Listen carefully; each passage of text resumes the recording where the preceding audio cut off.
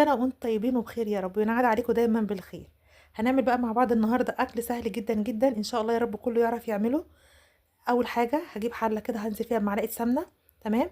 وهنزل بقى بمكعبات اللحمه بتاعتي. انا هعمل اكل سهل يا جماعه، هعمل معاكم الرز الكبسه، ده سهل جدا جدا ينفع معاكي في العزومات.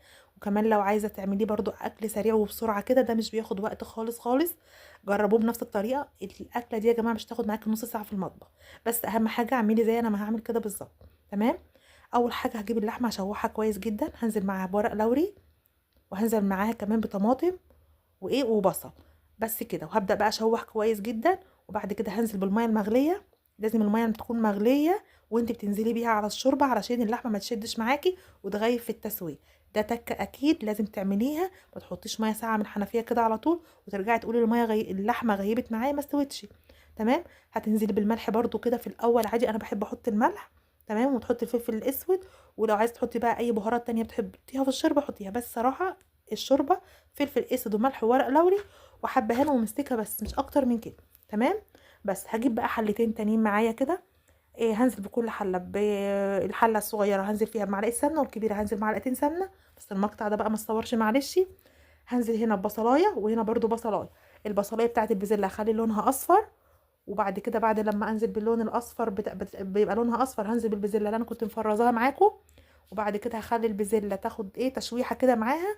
وهنزل بعصير الطماطم واحط البهارات بتاعتي اللي هو فلفل اسود والسبع بهارات. تمام. ومكعب مرقه لو حب. بس وخلاص، وهغطي عليها وهسيبها بقى. الحله التانية بقى نزلت فيها برضو بصلايه وبهارات الكبسه. تمام. وهنزل كمان معلقه صلصه كبيره. وهقلب كويس جدا جدا الحاجات دي كويس زي ما انت شايفه كده. والبصله مش هخليها تاخد لون خالص، يا دوب بس كده تتشوح مع البهارات بس. هاخد بقى اللحمه اللي هي استوت معايا كده، طبعا كانت مستويه كويس. انا عايزاها تكون مستويه لان انا حباها تكون طريه جدا في الرز. هاخد كده حوالي كوبايتين من الشوربه كمان معاهم.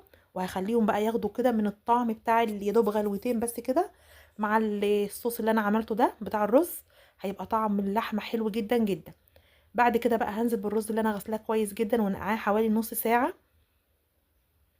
ده رز بسمتي. الرز البسمتي يا جماعه بياخد كل كوبايه رز تاخد كوبايتين شوربه. تمام. هبدا بقى كده ازود الشوربه بتاعتي واظبط الملح. وخلاص، وهغطي بقى على الحاجات دي كده كويس وهسيبها. مش قادره اقول لكم بقى الريحه كانت عامله ازاي في المطبخ. شايفه الجمال وشايفه جمال الرز. حلو جدا جدا ومش بياخد وقت يا جماعه جدا جدا. يعني لو عندك ضيوف جايلك فجاه هتعملي الاكله دي بسرعه قوي سريعه. لو انت في رمضان عايزه تعملي اطعام، لو في اي وقت عندك ضيوف جايلك فجاه تعمليها لولادك، حلوه جدا جدا. شايفين الرز وجماله مفلفل ازاي؟ شايفه مفيش رزايه لازقه في التانية. حلوه قوي قوي. واللحمه كانت مستويه جدا جدا وطريه جدا جدا جوه الرز.